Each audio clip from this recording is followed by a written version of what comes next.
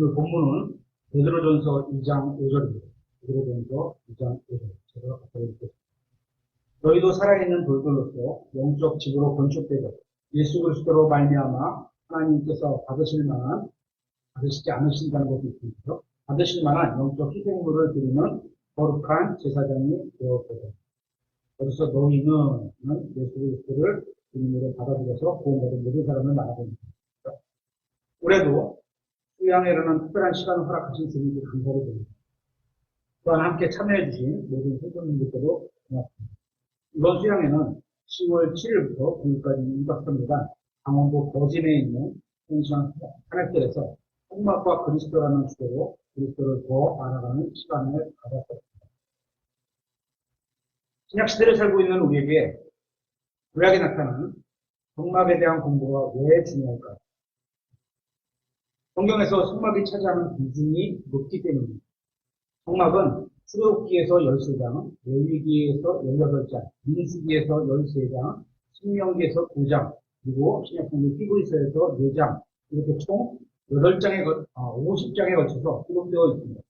이 분량은 창세기 전체 50장과 같은 기준입니다. 하나님이 천지를 창조하시고 여기까지 50장까지 신약의 마태복음 28장과 또 요한복음 21장까지보다 대략 2배 정도가 많은 비중을 차지하고 있는 내용이기 때문에 중요한 겁니다. 또한 성경에서 단일 주제로서 이것만큼 많은 분량을 차지하는 주제가 없을 겁니다. 이 성막은 모세가 40일 주야를 시내산에서 머무르는 동안 하나님께서 직접 성막에 관한 양식을 계시해 주셨던 것이고, 더욱이 성막은 장차올 위대한 언약에 대한 그림자이기 때문에 예수 그리스도 때문입니다. 다 같이 성경 5장, 요한복음 5장 46절을 찾아보겠습니다. 요한복음 5장 46절. 너희가 모세를 믿었더라면 나를 믿었으리니. 여기서 나는 예수 그리스도시죠. 이는 그가 나에 대하여 기록하였기 때문이다. 모세를 믿는다는 건 모세가 한 말을 믿는 겁니다. 또 모세를 믿는다는 건 그가 기록한 글을 믿는다는 의미입니다. 모세가 기록한 책은 창세기, 출애굽기, 레위기, 민수기, 신명기 이렇게 5권인데 흔히 모세 오경이라고 부릅니다. 그 중에 출애굽기에 기록된 성막도 예수 그리스도에 대해 기록되었다는 사실을 믿고 성막을 공부해야 하는 겁니다. 하나님께서는 이스라엘의 목자 모세에게 이 성막을 만들라고 명령하셨습니다. 출애굽기 25장의 상황은 이스라엘 백성이 출애굽한 이후에 지금 광야를 이동하는 중에 있습니다. 이동하는 중에 있기 때문에 언제든지 이동할 수 있는 이동식 성막이 필요한 겁니다. 고정된 성전이 아니니까 이동할 수 있도록 성막을 이동식으로 제작하게 하셨는데, 이 성막을 겉으로 보면 별거 없는 그냥 꽉한 텐트일 뿐입니다. 하지만 하나님께서 모세에게 성막의 모양을 보여주시고 재료와 구역을 친히 말씀해 주셨다는 점에서 지상의 그 어떤 건물과도 구분되는 독특한 집이라고 할 수 있습니다. 이렇게 이 성막은 하나님께서 직접 디자인하셨습니다. 그렇다면 성막은 어떤 곳일까요? 첫째, 성막은 하나님께서 거하시는 곳입니다. 출애굽기 25장 8절에 또 내가 그들 가운데 거하도록 그들이 나를 위해 성소를 만들게 하라. 둘째, 성막은 실체가 아닌 모형인 겁니다. 히브리서 9장 9절에 이 성막은 그때 그 당시를 위한 모형이었으므로 그들이 그 안에서 예물과 희생물을 드렸어도 그것들이 양심에 관한 그 섬기는 일을 행한 자를 완전하게 할 수 없었습니다. 모형이었다. 셋째, 이 성막은 우주의 구조와 인간의 구조와도 비슷합니다. 성막에는 뜰과 성소와 지성소로 나눌 수 있는데, 이것은 하늘이 첫째 하늘, 둘째 하늘, 셋째 하늘로 구분되는 것과도 비슷합니다. 첫째 하늘은 공기가 있는 부분을 첫째 하늘이라고 부르고, 둘째 하늘은 우주, 공천을 말하고, 셋째 하늘은 하나님이 계신 곳을 저희는 셋째 하늘이라고 성경을 표현하고 있습니다. 또한 이것은 인간이 영과 혼과 육으로 되어 있는데, 홍소의 뜰은 사람의 육신을, 홍소는 혼을, 지성소는 영의 형태와 비슷하다고 할 수 있습니다. 넷째, 성막은 주님의 완전한 몸을 상징합니다. 출애굽기 25장 8절에는 또 내가 그들 가운데 거하도록 성소를 만들게 하라고 하셨고, 요한복음 1장 14절에는 말씀이 육신이 되어, 이 말씀이 육신이 되신 분이 예수님이죠. 말씀은 하나님이시고 우리 가운데 거하시네. 25장 8절과 1장 14절을 비교하면 가운데 거하도록, 가운데 거하시네, 이렇게 있죠. 그러니까 구약의 성부처럼 하나님이 거하시기 위해서 육신이 되셨다는 겁니다. 하나님께서 육신을 입고 오셔서 우리 가운데 거하시려고 완벽한 성막이 되신 겁니다. 그리고 이제 신약이 오면 이 장막은 그리스도의 몸의 지체인 우리의 육신의 몸을 가리키는 말로도 사용되고 있습니다. 고린도후서 5장 1절 2절에서 다섯째, 성막은 하나님과 미팅하고 교제하는 곳입니다. 출애굽기 22장 42절 43절입니다. 이것은 너희 대대로 주 앞에서 회중의 성막 문에서 계속될 번제 헌물이니라. 내가 거기서 너희와 만나고 거기서 내게 말하리라. 만나고 말하는 것이죠. 내가 거기서 이스라엘 자손들을 만나리니 내 영광에 의해 성막이 거룩히 구현되었다. meet, 만나고 speak, 말을 주고받는 만남의 장소라는 겁니다. 여섯째, 성막은 하나님께서 자신의 백성과 맺으신 언약에 대해서 계속 증언하는 곳이기도 합니다. 민수기 1장 53절에 그러나 레위 사람들은 증언의 성막 주위에 진을 쳐서 이스라엘 자손 회중에게 진노가 닥치지 않게 할 것이요. 또 레위 사람들은 증언의 성막에 대한 책무를 지킬지니라 하셨기 때문이다. 일곱째, 성전은 하나님께서 인간을 사랑해서 주신 선물입니다. 인간이 죄와 범죄를 저질러서 하나님과의 교제가 단절된 상태라면 가장 먼저 해야 할 것은 바로 하나님과 만나기 위해서 나아가는 겁니다. 에덴 동산에서 하나님과의 교제가 단절되어 버린 인간은 거룩하지 않으니까 이제 더 이상 하나님께 나아갈 수 없습니다. 오직 하나님께서 만나주셔야만 만남이 가능한 겁니다. 하나님께서는 인간을 사랑하셔서 하나님과 만날 수 있는 장소를 마련해 주셨는데 그것이 바로 성막, 성전이었던 겁니다. 여덟째, 성막은 하나님을 향한 헌신이 있는 것입니다. 출애굽기 25장 2절에 이스라엘 자손에게 말하여 그들이 내게 헌물을 가져오게 하라. 이 헌물은 다 하나님께서 이집트 인들로부터 빌려서 이스라엘 자손들에게 주셨던 거죠. 너희는 마음에서 자원하여 그것을 내는 모든 자로부터 내 헌물을 취하였습니다. 이와 같은 성막에는 하나님을 섬기는 제사장들이 있습니다.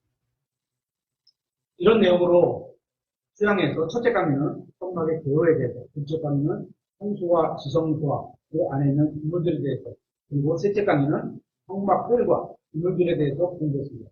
그리고 넷째 강의는 성막 안에서 섬기는 제사장의 직무에 대해서 공부를 했고, 이 내용들은 교회, 저희 교회 네이버 카페에서 텍스트로 읽어보실 수 있습니다. 오늘 설교는 수양의 집회의 마지막 시간에 강의했던 내용 중에서 성막에서 섬기는 제사장의 직무에 대한 내용을 살펴보려고 합니다. 출애굽기 31장 10절을 찾아보겠습니다. 출애굽기 31장 10절.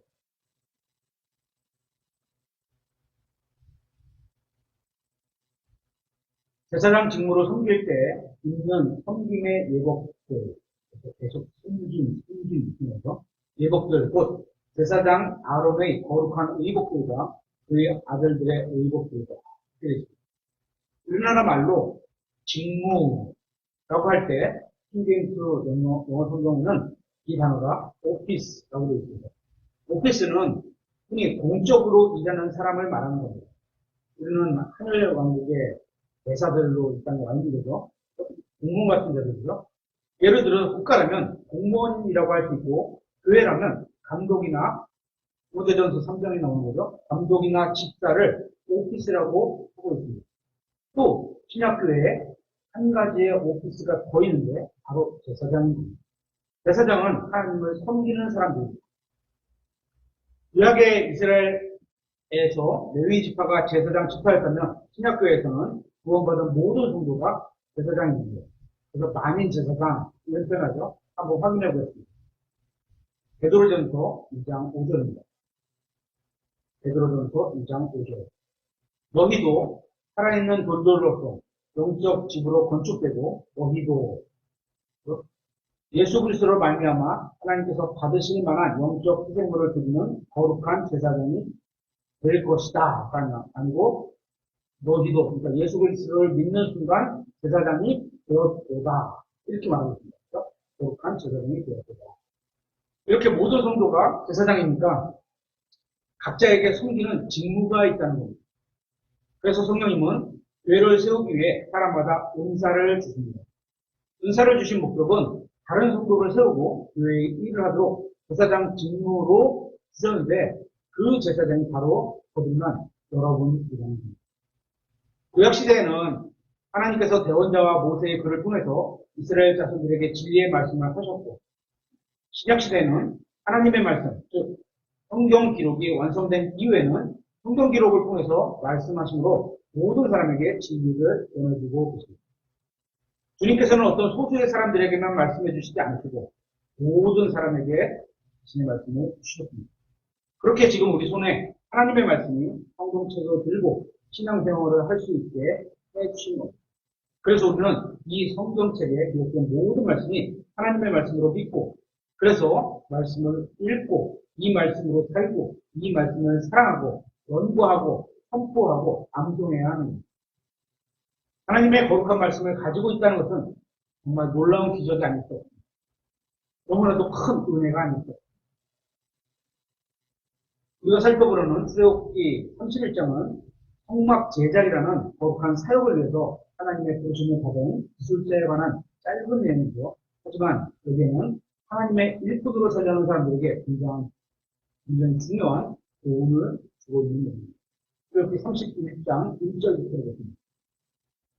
주님께서 모세에게 말씀하여 이르십니다. 보라, 내가 유다 지파에 속한 훌의 손자요 우리의 아들인 부살레를 지명하여 부르고 하나님의 영으로 그를 충만히 채워 지혜와 영철과 지식과 온갖 종류의 기술로 정교한 일들을 고안하며 금과 은과 노수로 일하게 하고 보석들을 닦아 불리며 나무에 새기게 하여 온갖 종류의 기술로 일하게 하였노라. 우리는 이 말씀을 통해서 중요한 진리를 배울 수 있습니다. 하나님께서는 성막 제작을 위해서 누가 일을 하게 될지 정하셨습니다. 주님은 오늘날에도 우리 각 사람에게 은사를 주시고 또 자신의 일꾼으로 부르셔서 사역을 감당하게 하십니다. 주님의 일을 하기 위해서는 먼저 자격을 갖춰야 하는 겁니다. 정말 중요한 자격인데 어떤 자격이냐면 모든 것은 하나님의 말씀대로 이루어야 된다는 마음가짐이 중요한 겁니다. 성막을 만들 때도 또 교회 일을 할 때도 자기 마음대로 만들어서는 안 됩니다. 하나님의 사역을 자기 마음대로 해서도 안 되는 겁니다. 그러니까 목사가 자기 마음대로 성경을 가르쳐서도 안 되고 또 자기 마음대로 목회자가 되어서도 안 되는 겁니다. 그래서 교회를 돌보는 감독은 자기 마음대로 하는 사람을 임명하지 말라고 합니다. 이것도 한번 확인해 보겠습니다. 기도서 1장 7절입니다. 기도서 1장 7절.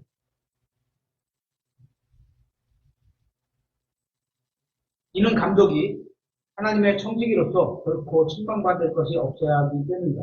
그는 자기 뜻대로 하지 아니하고 그런데 여기 자기 뜻대로가 셀 스스로 뜻을 세워서 일하려고 하지 말라는 거예요. 목사님은 그렇게 하면 안 된다는 거예요. 디모데전서 3장 2절에 교회를 돌보는 목사를 임명할 때 아내가 없는 사람을 임명하지 말라는 것과 똑같이 자기 뜻대로 하려는 그런 사람을 목사로 임명하지 말아야 한다는 거예요. 이처럼 성막을 제작하든 말씀을 선포하든 모든 것은 하나님의 말씀대로 이루어져야 하는 겁니다. 교회는 스스로 자신이 선 사역자가 있고 사람들이 세운 사역자가 있고 하나님께서 세운 사역자가 있고 또 사람을 위해서 일하는 사역자가 있고 하나님을 위해서 일하는 사역자가 있고 하지만 언젠가 누가 세웠고 누구를 위해서 일하는지 모든 것이 밝혀질 날이 오게 될 겁니다. 이런 진실은 우리가 인간적인 관점에서는 구분하기 어려울 수도 있습니다. 하지만 진정한 사역자는 누구에게도 자신을 자랑하지 않고 다른 교회를 시기하거나 질투하지도 않고 다른 사역자가 잘 서도록 진심으로 지원하는 그런 사역자일 겁니다. 좀 안타까운 것은 요즘 킹제임스 성경, 영어 성경을 번역하는 여러 사역자들이 있는데요. 그분들이 번역자들 사이에 혹은 목회자들 사이에 주로 서로 주고받는 내용을 보면 이분들이 진짜 진정한 사역자인가 이런 생각이 들고 다만 우리에게 어떤 사람이 정말로 하나님께서 세우신 사역자인지 구분할 수 있는 중요한 판단의 기준을 주는데 이것도 한번 찾아보겠습니다. 성경 요한복음 3장 27절 말씀입니다. 요한복음 3장 27절.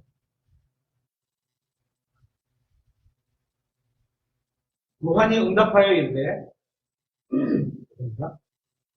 요한이 응답하여 이르되 하늘에서 어떤 사람에게 무엇을 주지 아니하시며 그가 아무것도 받을 수 없느니라 일 겁니다.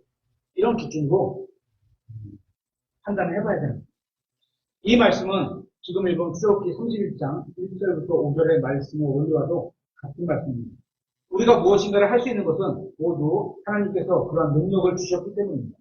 특히 우리가 주님을 섬기는 일을 할 수 있는 것도 하나님께서 그러한 은사와 기회를 주셨기 때문입니다. 물론 그렇다고 해서 우리가 죄를 짓는 것이 하나님의 탓은 아닌 겁니다. 하나님께서는 우리가 주님을 섬기라고 재능을 주신 것이지 그 재능으로 죄를 지으라고 주신 것이 아니기 때문입니다.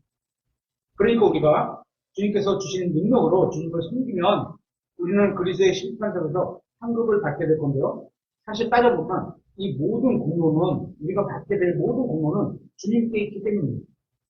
그렇기 때문에 우리가 자랑할 것이 없는 겁니다. 우리가 무엇인가를 할 수 있는 능력이 있는 건 하나님께서 그것을 주셨기 때문입니다. 그래서 모든 공로는 하나님께로 돌아가는 겁니다. 하지만 반대로 하나님께서 나에게 능력을 주었기 때문에 내가 죄를 지을 수 있었다. 이런 핑계를 댈 수도 없는 겁니다. 여기서 말하는 능력이라는 것은 재능, 지능, 기억력, 의무력, 시간, 또 건강한 육체, 재물 이런 것을 다 말하는 겁니다. 그 능력으로 하나님을 섬기라고 주신 것이지 죄를 지으라고 주신 것이 아닙니다. 하나님께서는 교회에서 말씀을 가르치게 하기 위해서 누군가를 부르시고 가르치는 은사를 주십니다. 하지만 문제는 누군가가 자신을 주님께서 부르셨다고 주장하더라도 교회가 그의 주장을 사실로 받아들인다는 겁니다. 그냥 주장을 하는데 사람이 그냥 받아들여요. 판단해보지도 않고. 만약 누군가가 진정으로 하나님의 부르심을 받았다면 그러한 주장 자체가 아니라 그가 자신이 받은 은사를 교회에서 어떻게 사용하는지를 보고 판단을 해야 하는 겁니다. 자신이 사역자로 부르심을 받았다고 주장하거나 또는 신학을 공부했다는 사실로만 진정한 말씀의 사역자가 될 수 있는 조건이 아니라는 겁니다. 하나님께서는 부르심을 받았다는 하나님으로부터 부르심을 받았다는 증거는 그가 받은 은사에 합당한 열매로 교회의 성도들에게 입증되어야 하는 겁니다. 다시 출애굽기에서 뿔의 손자인 부살레를 예로 들어보겠습니다. 만일 그가 자신이 성막을 제작하도록 부르심을 받았다고 주장하지만 어떻게 성막을 만들어야하는지 모른다면 사실 그는 하나님의 부르심을 받은 것이 아니라고 봐야 할 겁니다. 자신이 주님의 부르심을 받았다고 주장하지만 성경을 어떻게 가르쳐야 할지 모른다면 결코 말씀의 사역자로 부르심을 받은 것이 아닌 겁니다. 목사에게 말씀을 배우는 성도들이 영적으로 성장해 나가지 못하고 있다면 아무리 신학교를 졸업하고 박사 학위가 있어도 말씀의 사역자로 부르심을 받은 것이 아니라고 봐야 할 겁니다. 어떤 경험이나 느낌이나 원하는 마음이나 누군가의 권위가 있다고 해도 말씀 선포를 통해서 성도들이 성장하지 못한다면 결코 하나님께서 부르신 것이 아니라고 봐야 합니다. 참 이런 내용에 대해서 저 자신도 살펴보면 부럽고 떨립니다. 많이 기도를 하게 됩니다. 하나님께서는 자신의 사역자로 부르시면서 말씀을 제대로 가르칠 수 있는 능력을 반드시 주십니다. 하나님이 자신의 사역자로 불러놓고 말씀을 가르칠 능력을 주시지 않으셨다면 이것은 말이 되지 않습니다. 일을 하도록 명령하셨지만 하시면 그 일을 할 수 있는 능력도 주신다는 겁니다. 그러니까 하나님께서 부르시면 부르심을 수행할 수 있는 능력을 항상 주십니다. 따라서 우리는 누군가 자신이 부르심을 받았다고 주장하는 것으로는 사람을 말씀의 사역자로 받아들이고 따라서는 안 된다는 겁니다. 그가 부르심을 받았다고 하지만 말씀을 제대로 가르치지 못한다면 그 사람은 부르심 받은 게 아니라고 봐야 합니다. 그의 사역으로 인해서 성도들이 영적으로 성장하고 있는지 그 열매를 봐야 합니다. 또한 이러한 일을 분별하기 위해서는 말씀을 이해하고 있는지 성경적으로 사는 게 무엇인지 그거 먼저 알고 있어야 할 겁니다. 유다 지파에 속한 훌의 손자 우리의 아들 부살레를 지명하여 부르셨습니다. 이 부살레는 가문의 영광을 가졌습니다. 그는 후에 자랑스러운 손자였고 우리의 자랑스러운 아들이었고 유다 지파의 자랑스러운 백성이었습니다. 하지만 어리석은 아들은 가족의 불명예를 줍니다. 하나님을 위해서 위대한 사역을 하는 사람은 가문의 명예를 가져가십니다. 성경은 아버지와 어머니를 존경하라고 명령하고 있습니다. 에베소서 6장 1절에 자녀들아, 여기서 자녀들은 영어 성경으로 children 이렇게 되어 있으니까 한 15세 고등학교 이하 그 정도 가야 되겠죠. 주 안에서 너희 부모에게 순종하라. 뭐 그렇다고 그 이상 되는 자녀들이 순종하지 말라 이런 얘기는 아닙니다. 그죠? 본인이 이제 신앙을 바르게 세워서 주님으로께로 나아가라는 그런 얘기겠죠. 순종하라. 이것이 옳으니라. 내 아버지와 어머니를 공경하라. 이것은 약속 있는 첫째 명령이 있습니다. 하나님을 위해서 신실하게 일하는 것은 가족의 명예를 높이는 거고 부모를 공경하는 한 가지의 방법입니다. 그러니까 신실한 삶을 하는 것은 하나님을 기쁘게 하시는 것뿐만 아니라 부모님도 기쁘게 하시는 것. 출애굽기 31장 3절에 하나님의 영으로 그를 충만히 채워 지혜와 명철과 지식과 온갖 종류의 기술로 이렇게 되어 있습니다. 이 부살렐에 관해서 중요한 점은 이 사람이 하나님의 영으로 충만했다는 겁니다. 성령님도 하나님의 영으로 충만하지 않고서는 절대 주님의 일을 할 수 없습니다. 사도행전 6장에서도 교회에서 상을 섬기게 하기 위해서 말씀 선포하는 것과 어떤 식량을 나눠주는 어떤 그 집회장소에서 이렇게 음식을 나눠주는 그런 상을 섬기게 하기 위해서 사람들을 세우려고 할 때 가장 먼저 고려해야 할 점이 무엇인지 아세요? 성경이 말하는 게 무엇인지 아세요? 그 사람이 성령으로 충만한지 여부를 모릅니다. 찾아보겠습니다. 사도행전 6장 2절부터 4절입니다. 사도행전 6장 2절부터 4절. 그때 12사도가 제자들의 무리를 자기들 앞으로 불러 이르되 우리가 하나님의 말씀을 버려두고 하늘을 섬기는 것이 합당하지 아니하니 여기서 이제 제자들은 12사도는 말씀을 선포했고 그렇죠? 근데 말씀을 선포하다가 여기저기서 배고프다고 아우성이 나고 뭐 받아서 못 받았다 이랬나 보죠. 이렇게 그 말씀을 버려두고 상을 섬기는 것이 합당하지 아니하니 거기 합당한 사람을 뽑아서 쓰라는 얘기입니다. 3절 그러므로 형제들아 너희는 너희 가운데서 정직하다는 평판이 있고 성령님과 지혜가 충만한 7사람을 골라내라. 그래서 정직하다는 평판이 있고 이렇게 되는데 성령님이 충만한 사람은 정직합니다. 그렇겠죠. 하나님이 내 안에 살고 계시는데 그분이 나를 꽉 쥐고 꽉 점령해서 살고 계시는데 정직하지 않을 수가 없어요. 그러니까 성령님이 충만한 사람은 정직하다. 그러니까 정직하다는 것은 성령님이 충만하다는 증거일 수 있습니다. 사람들을 골라내라. 우리가 이 일을 그들에게 맡기고 오직 우리는 계속해서 기도와 말씀 사역에 전념하리라. 그래서 교회에서도 목사님들은 대부분 기도와 말씀 사역에 전념하시고 교회의 사무나 교정이나 어떤 행사나 이런 것들은 집사님을 세워서 그렇게 운영이 되기도 하죠. 돼야 하죠. 성령님으로 충만한 것이 이 정직하다는 것도 들어있는 것을 볼 수 있습니다. 그런데 왜 이렇게 따로 분리해서 말했느냐 하면 정직하다는 평판을 강조하기 위해서입니다. 그냥 성령님으로 충만한 사람을 찾아라 이러면 여기에 정직한 것도 포함되어 있는데 특히 상을 맡은 일, 상은 뭐요? 어떤 재물을 나눠주는 그런 역할인 거죠. 정직한 사람이 맡아야 하는 겁니다. 그래서 정직을 더 강조하고 있는 것을 볼 수 있습니다. 우리는 말과 행위로 하나님께 영광을 돌려야 합니다. 그리고 하나님께 영광을 돌리기 위해서 가장 필요한 것이 바로 성령님으로 충만하게 되는 것입니다. 물론 성령님으로 충만하게 채워주실 분은 하나님밖에 없다는 점을 우리가 반드시 기억해야 됩니다. 주님께서는 주님을 위해서 일할 사람을 성령님으로 충만하게 하시면서 지혜도 주십니다. 주님을 섬기기 위해서는 성령님으로 충만하고 동시에 지혜도 있어야 하는 겁니다. 목회나 선교 사역을 하기 위해서도 반드시 성령님으로 충만하고 동시에 지혜로워야 합니다. 하나님의 말씀을 가르치는 방법과 사람을 대하는 방법은 모두 지혜가 필요한 일입니다. 구원받지 않은 사람에게 복음을 전하고 구원받은 사람에게 성경을 가르치는데도 또 지혜가 필요합니다. 구원은 받았지만 여전히 세상적인 사람과 구원받고 헌신된 사람들을 상대하기 위해서는 또 지혜가 필요합니다.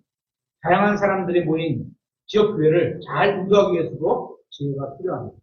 주님의 교회를 제대로 인도하기 위해서는 지혜와 영설과 지식과 온갖 종류의 기술에서 하나님의 영으로 충만해야 합니다. 여기서 출애굽기 창세기 4장 22절에는 이렇게 나와 있죠. 한번 보세요. 들어보세요. 신라도 두발가인을 낳았는데, 두발가인이죠. 그는 놋과 쇠로 만든 것을 만드는 모든 장인을 가르치는 자예요. 놋과 쇠로 만드는 모든 장인을 가르치는 자예요. 얼마나 뛰어났겠어요, 그죠? 이 사람하고 출애굽기 31장에 나오는 둘을 비교해보면 둘 다 외형적으로는 장인, 요즘 말은 뭐죠? 달인? 뭐 이런 거죠. 비슷할지는 모르지만 주님께 영광을 돌리는 일을 했느냐. 그렇죠? 두살레엘은 성막을 짓는데 자신의 은사를 썼고 두발가인은 자신의 은사를 희생 일을 하는데 써버린 거예요. 둘 다 금속을 다룬 일을 했지만 이 두살레엘은 하나님께서 주신 재능으로 하나님을 위해서 일을 했고 두발가인은 하나님께서 주신 재능으로 세상을 위해서 일했습니다. 이처럼 우리는 저마다 하나님께 받은 재능이 있습니다. 그러니까 여러분이나 저도 다른 사람에 비해 뭐 하나는 특별히 잘하는 게 있다는 겁니다. 잘하는 게 아무것도 없는 사람은 없습니다. 우리는 이 재능으로 하나님을 위해서 일할 수도 있고 또 세상이나 자기 자신을 위해서도 일할 수도 있습니다. 모든 이스라엘 사람이 다 부살레엘처럼 주님을 위해 일하지는 않았습니다. 하지만 모든 사람이 주님을 위해서 살고 주님을 위해서 일할 수는 있는 겁니다. 여러분도 똑같은 거죠. 구원받은 사람은 모두 그리스도의 몸을 위해서 일해야 합니다. 여러분과 저의 인생은 그리스도의 몸인 교회를 위해서 일을 해야 합니다. 혹시 우리가 주님께서 우리에게 주신 재능을 오직 세상과 나 자신을 기쁘게 하는 데만 허비하고 있는 건 아닌지 생각해 봐야 합니다. 우리는 무엇을 위해서 살고 누구를 위해서 살고 있는지 한번 생각해 봐야 합니다. 여러분이 이 성경 공부를 듣고 있는 것은 여러분은 주님을 섬길 수 있는 충분한 지능과 재능과 재물과 시간을 가지고 있다는 겁니다. 그런 게 없는 사람은 이 강의를 듣지 못할 겁니다. 그러니까 지금 여러분이 이 강의를 듣고 있다는 것 자체가 복을 받은 겁니다. 제 강의가 좋아서 복을 받은 것이 그런 말이 아니라 이 성경 공부를 들을 수 있는 환경, 여건, 시간 그런 것들이 있다는 겁니다. 이런 걸 여러분이 하나님께로부터 이미 받았다는 겁니다. 그러니까 이제 여러분이 주님을 위해서 무엇인가를 할 수 있는 충분한 힘을 가지고 있다는 것을 알아야 합니다. 여러분은 그것을 하나님을 위해서 사용하고 있나요? 아니면 세상과 자기 자신을 위해서 사용하고 있나요? 한번 진지하게 생각해 보십시다. 그렇게 31장 6절부터 11절까지 읽었습니다. 또 보라, 내가 그와 함께 단 지파에 속한 아히사막의 아들 아홀리압을 주었고 지혜로운 마음을 지닌 모든 자들의 마음에 지혜를 주어 이 여러 명 나오며 그들이 네게 명령한 모든 것을 만들게 하였으니 곧 회중의 성막과 정원궤와 그 위에 있는 금일의 자리와 성막의 모든 뒷품과 창과 그것의 뒷품과 순결한 금잔대와 그것의 모든 뒷품과 그냥 제단과 번제 헌물 제단과 그것의 모든 뒷품과 물두멍과 그것의 받침과 제사장 직무로 숨길 때 입는 순중의 예복 곧 제사장 아론의 거룩한 의복들과 그의 아들들의 의복들과 기름의 보혈 쓸 기름과 성도를 위한 향기로운 향이라. 그들은 네게 명령한 모든 것에 따라 행할지니라. 지금 읽은 이 말씀에는 성막, 증언대, 금괴자리, 뒷품들, 금잔대, 제단, 물구멍 이런 것이 나오죠. 수양의 강의 때 했던 그 내용을 한번 읽어보시면 됩니다. 주님의 일을 하기 위해서 부살렐 하나만으로는 부족합니다. 그에게는 아홀리압과 이름이 언급되지 않은 수많은 사람이 필요했습니다. 하나님께서 말씀하신 이 모든 일을 분명하게 이루기 위해서는 한 사람만으로는 부족합니다. 이 부살렐과 아홀리압은 서로 도우며 일했습니다. 이들 이외에도 이름이 거론되지 않은 수많은 사람들이 사역을 도왔습니다. 어떤 교회 누구누구 목사님 이렇게만 나오지만 그 교회는 수많은 성도들과 그 사역에 함께하는 그런 사역을 도왔다는 겁니다. 이들은 모두 힘을 합쳤고 질서와 조화를 이루면서 성막을 만들려는 주님의 명령을 완수했습니다. 이름도 드러내지 않고 모두 자신이 맡은 일을 말씀에 따라서 또한 하나님의 영광을 위해서 성실하게 수행했고 그 결과로 이들은 말씀하신 대로 성막이 완성이 되었습니다. 이것은 교회도 마찬가지입니다. 한 사람이 인도하고 감독할 수는 있겠지만 한 사람이 모든 일을 다 할 수는 없습니다. 만일에 하나님께서 세우신 다른 목자가 있는 교회를 찾았다면 그 교회의 회원으로 참여해서 목회자를 도와서 주님의 밭에서 일을 하라는 것입니다. 하나님의 말씀에 따라서 하나님의 일을 하는 다른 사람들을 도와주십시오. 그게 목사도 될 수 있고 다른 형제나 자매도 될 수 있습니다. 내가 하는 일들이 다른 사람들에게 무슨 도움이 되었는지 여러분도 한번 생각해 보시기 바랍니다. 그리고 다른 사람을 시기하거나 질투하지 말고 어떻게 하면 질서 있게 조화를 이루면서 교회를 든든하게 세워나갈지 주님께 지혜를 달라고 구하십시오. 이렇게 하시는 성도님들은 꽤 많은데 사실 목회자님들은 다른 교회를 되게 질투하거나 자기 교회만 생각하시는 분이 너무 아쉬운 것 같아요. 설교는 그렇게 하시는 거고요. 자신이 이걸 알 수 있게 해달라고 주님께 강조해야 합니다. 자신의 자리에서 같은 목적을 가지고 서로를 섬기고 있는 교회는 정말 큰 복을 받는 교회입니다. 이제 여러분은 주님의 교회에서 여러분의 자리가 어딘지 또 여러분이 어디서 섬겨야 하는지 찾아보시기 바랍니다. 그 자리에서 여러분이 생각한 그 자리에서 말씀대로 주님을 섬기십시오. 계속해서 출애굽기 32장 12절부터 보겠습니다. 주께서 모세에게 말씀하여 이르십니다. 너는 또한 이스라엘 자손에게 말하여 이르기를 너희는 진실로 내 안식일을 지켰으니라. 그것은 너희 대대로 나와 너희 사이에 있을 표적이니 누구와 누구 사이? 이스라엘과 하나님 사이, 주님과 유대인 사이. 표적이니 이것은 내가 너희를 거룩히 구별하는 주인 줄을 너희가 알게 하려 함이라. 그러므로 너희는 안식일을 지켰습니다. 여기서 너희는 유대인이죠. 저희 유대인이 아닙니다. 유대인은 아브라함의 육신의 혈통 중에서 이삭, 야곱 이렇게 쭉 내려오는 그 혈통이죠. 지키니 그것은 너희에게 거룩하니라. 안식일을 더럽히는 모든 자는 반드시 죽을지니 누구든지 그날에 무슨 일이든 하면 그 혼은 자기 백성 가운데서 끊어지. 우리는 앞에서 출애굽기로 공부하면서 안식일에 관한 법들을 살펴봤습니다. 그런데도 여기서 다시 안식일을 언급하는 이유가 있는데 중요한 사항이기 때문입니다. 그래서 강조하고 있는 겁니다. 이 말씀에 따르면 안식일을 율법에 기록된 그대로 지키는 사람은 아무도 없습니다. 우리나라에도 안식교회들 많고 안식교에 속한 사람들 많죠. 하지만 그 사람들 아무도 안식일을 지키지 않는 겁니다. 이 말씀에 따르면 안식일을 지킨다는 것은 자신만 일 안 하고 쉬면서 안식일을 지키면 되는 게 아닙니다. 그렇죠? 지금 읽었잖아요. 안식일을 지키지 않는 사람을 죽이는 것까지가 안식일을 지키는 거에 포함하고 있기 때문입니다. 그러니까 진정한 신정국가가 아니라면 이제 예수님께서 재림하셔서 이 땅에 실제로 하나님이신 그분께서 왕으로 통치하시는 국가가 되는 거잖아요. 그렇죠? 예수님이 재림하시면 그때는 법으로 안식일을 쉬어라 하기 때문에 그날 쉴 수 있겠죠. 하지만 지금 일요일날 근무하는 데가 얼마나 많아요. 그죠? 토요일날이죠. 일요일 말하면 토요일날 근무하는 데가 얼마나 많아요. 안 지키면 죽여야 되는데 저는 여태까지 제가 한 30년 이렇게 신앙생활 어렸을 때 빼고 한 30년 이렇게 신앙생활을 했지만 안식교에서 안식일을 안 지켰다고 사람을 죽여서 내보낸 거는 한 번도 들어본 적도 여러 번 있으실지 모르지만 다 안 지킨 거예요. 안식교는 교회가 지켜야 되는 게 아닌 거예요. 또한 주님께서는 이스라엘을 제외하고는 그 어느 민족에게도 이렇게 명령을 주신 적이 없습니다. 특히 교회는 안식일을 지키라는 명령을 받은 적도 없습니다. 그런데 왜 지켜요? 주신 것도 못 지키는데 뭐 받지 않은 거를 왜 더 지키려고 해요? 저는 유대인이 아닙니다. 그건 아니에요. 그러니까 안식일을 받은 적도 없으니까 지킬 이유도 없습니다. 제가 이렇게 말하면 어떤 분들은 교회가 영적 유대인이라고 말하는 사람들도 있습니다. 그렇죠?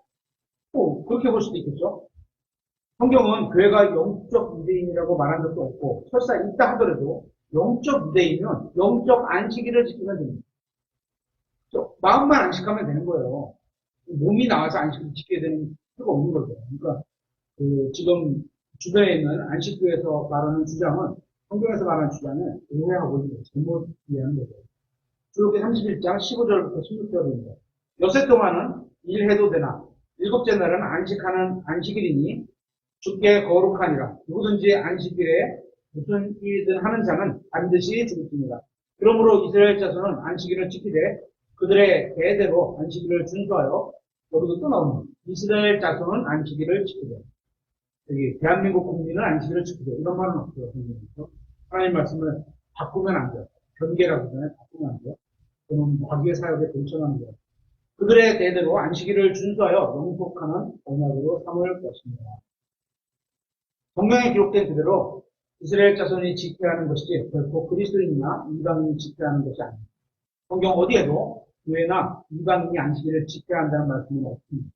한국인이나 미국인이나 유럽인이나 또 아프리카인이나 안식일을 지켜야 하는 명령을 받은 적이 없습니다. 안식일은 오직 이스라엘에만 주신 겁니다. 하나님께서는 유대인들을 위해서 오직 그들에게만 안식을 주셔서 주님과 그들 사이에 표적으로 주신 겁니다. 쟤네는 축복 있고, 이거 토요일날 모여서 노는데 이런 거죠. 옛날에, 한 3, 40년, 40년 전에, 이때는 교회 예배당에 갈 때, 성경책 찬송가를요, 이렇게 옆에다 띄고 갔어요, 항상 이렇게. 그죠? 그러면 다른 사람들이 볼 때 뭐야? 보여주는, 쟤는 예수님을 믿는 구나. 쟤는 철저한 교회를 다니는구나. 이거를 보여주는 표적이 되는 것처럼, 이스라엘에게는 안식일을 지키라는 걸 주신 거예요. 출애굽기 31장 17절입니다. 안식일은 나와 이스라엘 자손 사이에 영원토록 있을 표적입니다. 또 나왔네요. 이는 주가 엿새 동안에 하늘과 땅을 만들고 일곱째 날에 안식하며 상쾌하게 되었기 때문이라.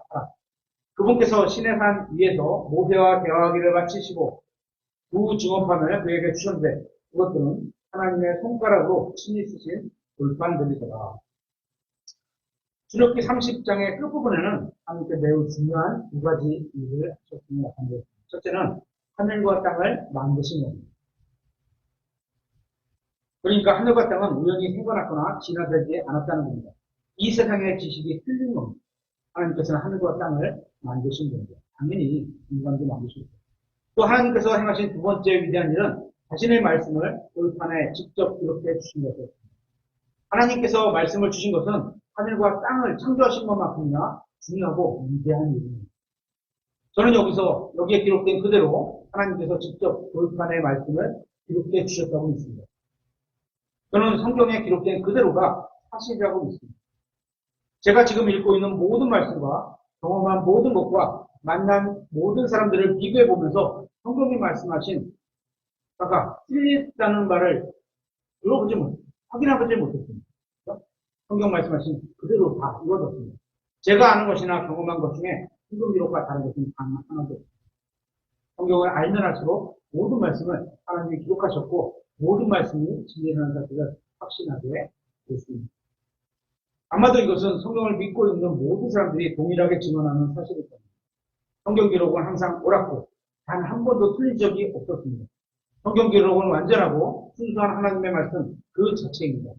성경의 모든 진술과 기록과 예언과 약속들은 항상 옳았고 사실로 이루어졌습니다. 또 성경 기록은 하나님의 말씀이고 영원히 사라지지 않을 겁니다. 하나님께서는 이 성경을 사람에게 주신 것은 기록된 말씀을 읽고 믿고 연구해서 진리의 말씀에 따라서 붙들고 살라는 겁니다. 그러니까 이 말씀을 확실하고 정확하게 믿어야 하는 겁니다. 이 말씀에는 여러분이 필요로 하는 모든 것이 들어있어요. 이 세상에 있는 모든 것은 다 허무하게 사라져버리겠지만 하나님의 말씀은 결코 없어지지 않을 겁니다. 하나님의 말씀이 성경 교육이 없어지지 않는다는 거예요. 이제 오늘 말씀을 마무리하겠습니다. 우리는 성막을 섬기는 제사장의 직무에 대해서 출애굽기 31장을 통해서 살펴봤습니다. 그 시대의 희생물은 죄인들에게 정결하게 하는 일과 하나님께로 거룩히 구분되는 일에 필요한 것을 깨닫게 하지만 거룩함과 칭의를 주지는 않습니다. 구약의 이런 희생물들은 단지 하나님의 어린 양, 즉 모든 희생물의 의미를 다 포함하고 있는 예수 그리스도를 가리키는 예언과 예표로 주어진 것이기 때문입니다. 6월절의 어린 양과 날마다 드리는 번제 헌물의 희생물들은 모두 예수 그리스도의 죽음을 예표로 보여주었던 것입니다. 그래서 그분께서는 자신의 죽음으로 이런 모든 예표를 다 이루신 겁니다. 성막은 예수 그리스도를 통해 인간의 구원과 하나님과의 교제를 잘 보여주는 모형입니다. 첫째, 구속을 보여주고, 둘째, 화해를 보여주고, 셋째, 칭의를 보여주고, 넷째, 하나님과의 교제를 보여주고, 다섯째, 화평을 보여주고, 여섯째, 용서를 보여주고, 일곱째, 성화를 보여주고, 여덟째, 화목을 보여주고, 아홉째, 정결을 보여주고, 열 번째, 담대함을 보여주고, 11번째, 성숙을 보여주고, 12번째, 승리를 보여주고, 13번째, 선거를 보여줍니다. 그래서 성막에 관련된 것이 모두 그리스도를 나타내주는 모형이다. 이런 겁니다. 예수님이 세우신 자신의 교회는 자신의 몸이며 우리는 그분의 몸의 지체들이고 우리는 서로 지체입니다. 이 몸 안에는 예수 그리스도는 머리시고 모든 믿는 사람들이 지체인 겁니다. 이 지체들은 모두 그리스도의 피를 통해 서로 연결됩니다. 거듭난 모든 신자를 연합시켜주며 하나의 형제와 친척으로 만들어주는 것은 그리스도의 피인 겁니다. 마지막으로 에베소서 5장을 한번 찾아보겠습니다. 에베소서 5장 1절입니다.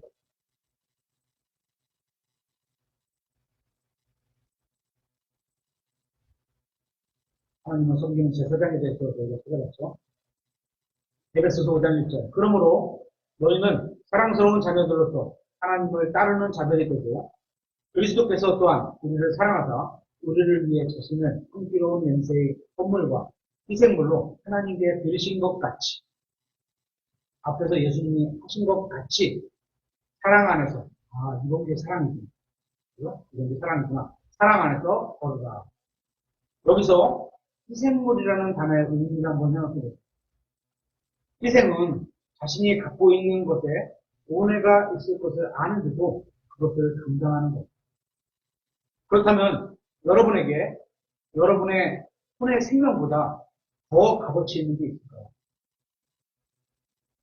많은 돈? 우리 좀 살펴봤으면 뭐 한 20억? 이렇게 말하잖아요. 많은 돈? 권력? 높은 권력?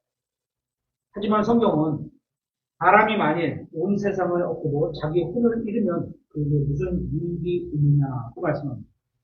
자신의 혼이 그만큼 가치가 크다는 겁니다. 그럼에도 예수님은 우리를 위해 자신의 생명을 하나님께 드리셨습니다. 우리도 그렇게 사는 것이 마땅하다고 에베소서 5장에서 말씀하고 있는 겁니다. 그렇게 주님을 섬기라는 겁니다. 그렇게 주님의 몸을 섬기라는 겁니다. 예수님을 주님으로 받아들인 모든 사람은 하나님의 사역을 하는 영적 제사장이라는 사실을 잊지 말아야 합니다. 이 말씀을